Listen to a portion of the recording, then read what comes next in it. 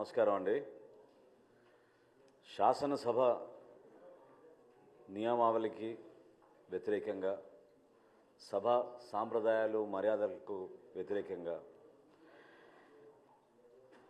అక్కడ ఉన్న నిబంధనలకు వ్యతిరేకంగా కనీసం ఇంకిత జ్ఞానం లేని వ్యక్తి జగన్మోహన్ రెడ్డి గారు. ప్రతిపక్ష నేత హోదా కావాలి అని ఆయన డిమాండ్ చేయడం అనేది ఎంత హాస్యాస్పదమో ఈరోజు గౌరవ సభాపతి గారు ఆయన ఇచ్చిన రూలింగ్లో రాష్ట్ర ప్రజలందరికీ కూడా అర్థమయ్యే విధంగా చాలా చక్కగా తీర్పిచ్చారు.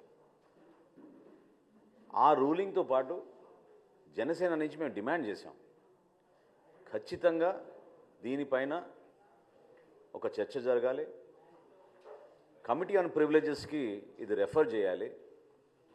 ఎందుకంటే సభాపతి గారు హౌస్ కస్టోడియన్. మాకు వచ్చే గౌరవం కానివ్వండి, మాకు వచ్చే మర్యాద కానివ్వండి, సభాపతి స్థానాన్ని గౌరవించుకుంటేనే సభ్యులందరూ కూడా అదే విధంగా వస్తుంది. కానీ జగన్మోహన్ రెడ్డి గారు ప్రజాస్వామ్య పద్ధతికి విరుద్ధంగా నోరు దొరికింది కదా అని ఇష్టం వచ్చినట్టు మాట్లాడుకుంటూ తనకున్న మాధ్యమాల ద్వారా ప్రజల్లో ఒక నెరేటివ్ తీసుకెళ్ళడానికి చేసిన ప్రయత్నాన్ని జనసేన పార్టీ నుంచి మేము ఖండిస్తున్నాం. ప్రత్యేకంగా ఈరోజు మా పార్టీ అధ్యక్షులు, రాష్ట్ర ఉప ముఖ్యమంత్రి పవన్ కళ్యాణ్ గారి గురించి ఆయన చేసిన విమర్శలు చాలా బాధ కలిగించినాయి. మన స్థానం ఏంటని నిర్ణయించేది మన ప్రజలు. వై నాట్ 175 అని ఎగిరిన మనిషి 11కి పడిపోతే మతి సీమితం పోయినట్టుంది. ఆయనకు అర్థం కావడం లేదు. పవన్ కళ్యాణ్ గారు ఆ రోజు ఏం చెప్పారంటే, leader of opposition is a status, is a post. దాన్ని మీరు డిమాండ్ చేయలేరు. ఈ 5 సంవత్సరాలు దాని గురించి మర్చిపోండి. మీరు శాసనసభకు వచ్చి చర్చల్లో పాల్గొని ప్రజా సమస్యలపైన మీరు మాట్లాడండి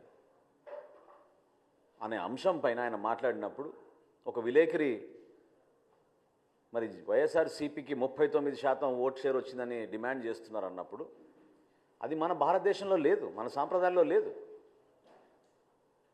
అది జర్మనీ లాంటి దేశంలో ప్రపోర్షనల్ ఓట్ షేర్ ఉన్నప్పుడు వాళ్ళకి పరిపాలనలోనూ ఆ ప్రజాస్వామ్య పద్ధతుల్లోనూ అవకాశం ఉంటుంది. కాబట్టి నిజంగా మీరు అది కోరుకుంటే జర్మనీకి వెళ్ళి పోటీ చేయమని చెప్పారు. ఏం మాట్లాడుతున్నాడు ఆయన అసలు ఈ రోజున? అసలు బేసికల్గా వైఎస్ఆర్సీపీ గతంలోనే మేము చెప్పాం, జనసేన పార్టీ నుంచి తాడు బొంగరం లేని పార్టీ ఇది. ఈ రోజుకి వాళ్ళకి సభ్యత్వం లేదు. లైఫ్ టైం ప్రెసిడెంట్గా ఆయన తీర్మానం చేసుకున్నాడు.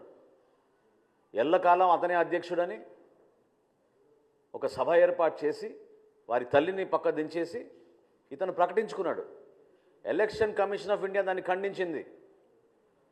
అటువంటి సిస్టమే లేదు, అటువంటి ప్రొసీజరే లేదు, మీరు ఎట్లా డిసైడ్ చేసుకుంటారు మీ పార్టీ ప్రెసిడెంట్ ఎవరు? అది ఆ విధానం కాదని ఆ రోజు చురకలు వేసింది. అందుకనే అంటున్నాను నేను, ఇంకిత జ్ఞానం లేని వ్యక్తి, రూల్స్ పాటించని వ్యక్తి తన సొంత వైఎస్ఆర్సీపీ పార్టీకి సభ్యత్వం లేదు. ఈరోజు వారి పార్టీ అధ్యక్షుడు ఎవరో కూడా వాళ్ళు తేల్చుకోలేని పరిస్థితిలో వాళ్ళు జనసేన పార్టీ పైన, మా పార్టీ అధ్యక్షుడు పవన్ కళ్యాణ్ గారి పైన చేస్తున్న వ్యాఖ్యలు నిజంగా చాలా విచిత్రంగా అనిపిస్తున్నాయి. పవన్ కళ్యాణ్ గారు ఏనాడు కూడా ప్రతిపక్షంలో ఒకలా, ప్రభుత్వంలో ఒకలా వ్యవహరించే మనిషి కాదు. మీరందరూ గతంలో చూశారు కౌలు రైతులను ఏ విధంగా పవన్ కళ్యాణ్ గారు ఆదుకున్నారు.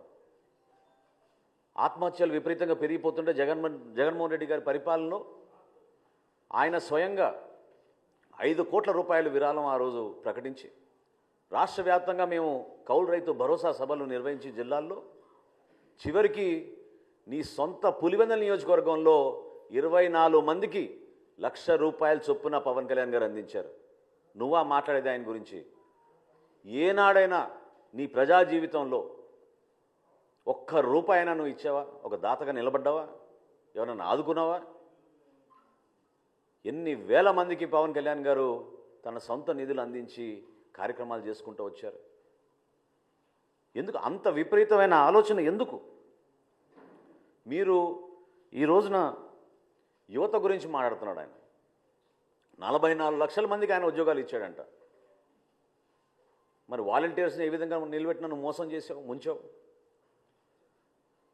చెప్పా చేయకుండా కనీసం వాలంటీర్స్ వాళ్ళ టర్మ్ ఎక్స్టెండ్ కూడా చేయకుండా ఎన్నికలప్పుడు నువ్వు చేసిన వాగ్దానాలు ఏంటి వాలంటీర్స్కి? మార్చిలోనే జియో ఎక్స్పైర్ అయిపోయింది, కనీసం జియోని కూడా నువ్వు ఎక్స్టెండ్ చేయలేదే. వాళ్ళ సంఖ్య కలుపుకొని నువ్వు 44 లక్షల మందికి నువ్వు ఉద్యోగాలు ఇచ్చావంటే యువత నమ్ముతారా? నిన్న ఇచ్చారు అద్భుతమైన తీర్పు ఆ యువత. ఏ విధంగా పట్టభద్రులు ఊహించని విధంగా సుమారు 70% మెజారిటీ వచ్చేటట్టు, ఓటు బ్యాంక్ వచ్చేటట్టు, ఓటు షేర్ వచ్చేటట్టు కూటమి ప్రభుత్వానికి అండగా నిలబడ్డారో మీరు అందరూ చూశారు.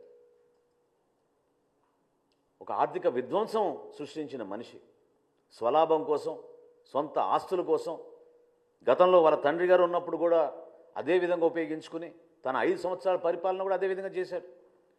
అసలు సూపర్ 6 గురించి నీకు మాట్లాడే అర్హత ఏదైనా అడుగుతున్నాను నేను. దీపావళి రోజు ఇచ్చాపురంలో రాష్ట్ర వ్యాప్తంగా ఉచితంగా 3 గ్యాస్ సిలిండర్లు మేము పంపిణీ చేస్తామని సూపర్ 6లో ఇచ్చిన వాగ్దానానికి అనుగుణంగా సిద్ధమైతే ఎంత దుష్ప్రచారం చేశారు? ఎన్నిసార్లు మీరు వార్తలు రాయిపించారు? కావాలని ప్రజల్లో అలజడి సృష్టించారు దుర్మార్గంగా. కానీ ఈరోజు లెక్క ఏంటి? 94,32,000 మందికి ఈరోజు గ్యాస్ సిలిండర్లు ఉచితంగా అందించాం. అద్భుతమైన కార్యక్రమం ప్రజల్లోకి తీసుకెళ్తున్నాం. నీలాగా మోసం చేసే కార్యక్రమం కాదు.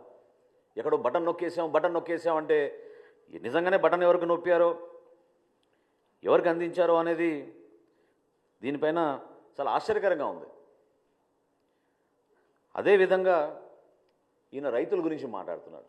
ఈరోజు శాసన మండలిలో కూడా ప్రతిపక్ష నాయకులు, ఇతర సభ్యులు మాట్లాడారు. చాలా ఆశ్చర్యం కలిగించింది. విలువలతో కూడిన రాజకీయాలు చేయాలి. మీరు అనే ప్రతి మాటకి కట్టుబడి ఉండాలి. ఎన్నికల ముందు ఒక మాట, ఎన్నికలు అయిన తర్వాత ఒక మాట. ఇప్పుడు మీరు 175 నుంచి 11కు దిగిపోయారు కాబట్టి మీరు బురదల్దే కార్యక్రమం చేపడుతున్నప్పుడు మేమే ప్రభుత్వంలో వచ్చినాక ఆశ్చర్యపోయాం. ధాన్యం కొనుగోలు విషయంలో మీరు రైతులను ఎంత మోసం చేశారు? కష్టపడి అహర్నిశలు కృషి చేసి రాష్ట్ర ప్రభుత్వం పైన ఒక నమ్మకంతో రైతులు ధాన్యం మీకు అమ్మితే 1,674 కోట్ల రూపాయలు మీరు బాకీలు పెట్టి వదిలి వెళ్ళిపోయారు. ఇది మోసం కాదా? మడం తిప్పనన్న వ్యక్తి ఇది వాస్తవం కాదా? గౌరవ ముఖ్యమంత్రి గారు చంద్రబాబు నాయుడు గారు, అదేవిధంగా గౌరవ ఉప ముఖ్యమంత్రి పవన్ కళ్యాణ్ గారు సమర్థించి ఖచ్చితంగా దీనికి మనం ముందు తీసుకెళ్దామని చెప్పి భరోసా ఇచ్చినాక నెల రోజుల్లోనే మా కూటమి ప్రభుత్వం 1,674 కోట్ల రూపాయలు గత ప్రభుత్వం చేసిన బకాయిల్ని మేము రైతులకి తీర్చాం. ధాన్యం కొనుగోలు విషయంలో ఈ రోజున భారతదేశంలో ఎక్కడ జరగని విధంగా ఒక అద్భుతమైన కార్యక్రమం ప్రజల్లో తీసుకెళ్ళాం, రైతాంగాన్ని కాపాడాం. 33,52,000 మెట్రిక్ టన్నుల ధాన్యం ఈ ఖరీఫ్ మాసంలో మేము కొనుగోలు చేశాం. నిన్న సాయంత్రం వరకు 7,772 కోట్ల రూపాయలతోటి ఈ ధాన్యం కొనుగోలు చేశాం. 94.6% 24 గంటల లోపే రైతు ఖాతాల్లోకి జమ చేశాం. అసలు ఊహించగలుగుతారా? మీరు ఎప్పుడైనా ఈ విధంగా నిజాయితీగా పనిచేశారా? ప్రజలకి మీరు అండగా నిలబడాల్సిన బాధ్యతని మీరు విస్మరించుకుని ఈ రోజున మీరు శాసనసభకు కూడా రాకుండా ఏ విధంగా వ్యవహరిస్తున్నారు? గతంలో వర్క్ ఫ్రమ్ హోమ్ ముఖ్యమంత్రినా, వర్క్ ఫ్రమ్ హోమ్ ముఖ్యమంత్రి కాస్త ఈ రోజున వర్క్ ఫ్రమ్ బెంగళూరు శాసనసభ్యుడిగా తయారయ్యాడు. శాసనసభకు వచ్చి మీరు మాట్లాడాలి కదా ప్రజల సమస్యలపైన. ఆ బాధ్యత లేదా మీకు? దేనికోసం చెప్పండి. మేము కష్టపడి ఈ రోజున ఆర్థిక ఇబ్బందుల్లో కూడా ప్రతి కార్యక్రమం నెట్టుకుంటూ ప్రజల్లోకి వెళ్తుంటే సివిల్ సప్లైస్ కార్పొరేషనే ఈరోజు 41 కోట్ల రూపాయలు అప్పులు చేసి మీరు వెళ్ళిపోయారు. ఏ విధంగా మీరు ఈ ఆర్థిక వ్యవస్థని ఇంత దుర్మార్గంగా ఇబ్బంది పెట్టారో ప్రజలందరూ కూడా చూశారు. కూటమి ప్రభుత్వం నుంచి మేము మాటిస్తున్నాం, వచ్చే 2 నెలల్లోనే 100% మా సూపర్ 6లో మేము ఇచ్చిన వాగ్దానాలు నిలబెట్టుకుంటాం. మేము అందించాల్సిన సహాయం, భరోసా ఎక్కడ కూడా పొరపాటు చేయం. ముఖ్యమంత్రి గారు, గౌరవ ఉప ముఖ్యమంత్రి గారు పదే పదే చెప్తూ వస్తున్నారు, అన్నదాత సుఖీభవ అనే కార్యక్రమం ఖచ్చితంగా మేము రైతులను ఆదుకుంటాం. అదేవిధంగా తల్లికి వందనం, బిడ్డల్ని చదివించుకునే కార్యక్రమం, ఎంతమంది బిడ్డలు ఉన్నా సరే ఒక కుటుంబంలో వాళ్ళందరికీ కూడా 15,000 చొప్పున ఇస్తామని చెప్పి చాలా స్పష్టంగా దానికి బడ్జెట్ కేటాయింపులు కూడా చేసి మేము సిద్ధంగా ఉన్నాం. ప్రజలందరూ కూడా రోడ్లు ఏంటి మహాప్రభు అని బతిమలాడుకుంటే మీ ప్రభుత్వంలో గుంతలు కూడా పూడ్చలేదు. మీరు ఋషికొండ ప్యాలెస్కి మాత్రం 500 కోట్లు ఖర్చు పెట్టారు. శాశ్వతంగా ముఖ్యమంత్రి అయిపోతా అనుకున్నాడు. సముద్ర తీరాన ఒక అద్భుతమైన కట్టడిలో ఆయన అక్కడ నిలబడి ప్యాలెస్ లాగా దాన్ని తయారు చేసుకుని పర్మనెంట్గా ఇక్కడ ఉండిపోతామని ఒక పిచ్చి భ్రమలో చేసిన కార్యక్రమాన్ని ఎంత నష్టం కలిగించిందో రాష్ట్రానికి ఈరోజు మనం చూస్తున్నాం. పర్యాటక రంగానికే నష్టం కలిగించింది. నిధులన్నీ కూడా దారి మరలించారు. వందల సంఖ్యలో సలహాదారులను పెట్టుకున్నారు. దాదాపు 680 కోట్ల రూపాయలు సలహాదారుల పైన ఖర్చు పెట్టారు. సలహాదారుడు ముఖ్యమైన సలహాదారుడికి దాదాపు 160 కోట్లు ఖర్చు పెట్టారు ఆయనకి. మరి ఇంతమందిని ఉపయోగించుకుని కనీసం జల్ జీవన్ మిషన్లో కేంద్ర ప్రభుత్వం ఇచ్చిన 14,000 కోట్ల రూపాయలు కూడా మన రాష్ట్ర ప్రజలకి మీరు ఉపయోగించుకోలేకపోయారే. ఇంతకన్నా మోసం ఏమైనా ఉంటుందా? పరిపాలన చేతకాక దద్దమ్మలాగా మీరు కూర్చుని మీరు కలిగించిన నష్టం ఈ రాష్ట్రానికి పూడ్చడానికి చాలా సమయం పడుతోంది. అనేక ఇబ్బందుల్లో ఉన్నాం. అర్థం కాని పరిస్థితుల్లో కూడా కష్టకాలంలో మేము ప్రజల్ని ఆదుకోవడానికి మేము ముందుకు తీసుకెళ్తున్నాం. నోరు ఉంది కదా అని ఇందాక అన్నట్టు వర్క్ ఫ్రమ్ బెంగళూరు ఎమ్మెల్యే అయినా, జనరల్గా శాసనసభ్యులు అసెంబ్లీ అయిపోయిన తర్వాత వాళ్ళ నియోజకవర్గాలకు వెళ్ళి పనిచేసుకుంటారు, ప్రజలకి అందుబాటులో ఉంటారు. ఈయన మాత్రం శాసనసభకి రాడు, బెంగళూరుకి మాత్రం తరచుగా వెళ్ళిపోతూ ఉంటారు. ఏ విధంగా మీరు ప్రజా సమస్యలపైన మీరు నిలబడతారు చెప్పండి? ప్రజలు మీకు ఒక శాసనసభ్యుడిగా మిమ్మల్ని ఎన్నుకున్నారు కదా, దాన్ని మీరు గౌరవించాలి కదా, నిలబడాలి కదా. ఇవన్నీ విస్మరించి కేవలం ఇట్లా ప్రెస్ మీట్లు పెట్టి మీ క్రిమినల్ మైండ్, అంటే నేను అనేది ఈరోజు పవన్ కళ్యాణ్ గారిని ప్రత్యేకంగా టార్గెట్ చేయాల్సిన అవసరం దేనికోసం వచ్చిందంటే తన రాజకీయ ప్రస్థానంలో ఈ విధంగా ఆయన ముందుకెళ్తూ ఉంటాడు. ఒక క్రిమినల్ మైండ్. మేము కూడా అనొచ్చు కదా, నువ్వు కోడి కత్తికి ఎక్కువ గొడ్డలికి తక్కువ అని. ఏ విధంగా బాబాయ్ హత్య జరిగిందో అందరికీ తెలుసు కదా. ఇది పద్ధత. ప్రజాస్వామ్యంలో మీరందరూ కూడా ప్రత్యేకంగా ఒక పద్ధతి ప్రకారంగా మాట్లాడుకోవడం అలవాటు చేసుకోవాలి. గౌరవ ముఖ్యమంత్రి గారిని, ఆయనకున్న అనుభవం, ఆయనకున్న పరిచయాలు, ఈరోజు భారతదేశంలో ఆయన కష్టపడి జాతికి అంకితం చేసిన అమరావతిని, పోలవరంని, విశాఖపట్నం స్టీల్ ప్లాంట్ని పూర్తిగా మీరు విధ్వంసం పాలు చేస్తే ఏ విధంగా కేంద్రానికి వెళ్ళి అక్కడ ఉన్న భారతీయ జనతా పార్టీ నాయకుల్ని, నరేంద్ర మోడీ గారిని, ఇతర నాయకుల్ని, ఆయన పవన్ కళ్యాణ్ గారు కలిసి రాష్ట్రాన్ని నిధులు తీసుకొస్తున్నారు. కలిసి పనిచేయాల్సిన సందర్భం కాదా ఇదని నేను అడుగుతున్నా జగన్మోహన్ రెడ్డి గారిని. మీలో ఏమైనా ఇంకిత జ్ఞానం ఉంటే రాష్ట్ర ప్రజల పక్షాన్ని నిలబడండి. అభివృద్ధి కార్యక్రమాల్లో మీరు పాలు పంచుకోండి. సంక్షేమ కార్యక్రమాలు ఎక్కడైనా పొరపాటు జరుగుతుంటే ప్రభుత్వం దృష్టికి తీసుకురండి. ఎన్నికలు ఇంకా చాలా దూరంగా ఉన్నాయి మనకి.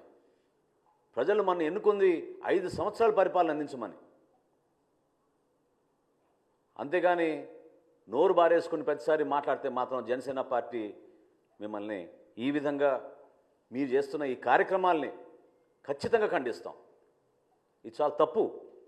ప్రజాస్వామ్యంలో ఒక బాధ్యత గల వ్యక్తిగా, ఒక మాజీ ముఖ్యమంత్రిగా మీరు అందించాల్సిన సలహాలు, సూచనలు మీరు ఇవ్వండి. వ్యక్తిగత విమర్శలకి కించపరిచే విధంగా దానివల్ల మీకు ఏదో ఓట్లు పడిపోతాయనుకుంటే మాత్రం నిన్నటి ఎన్నికలే మీకు దానికి నిదర్శనం.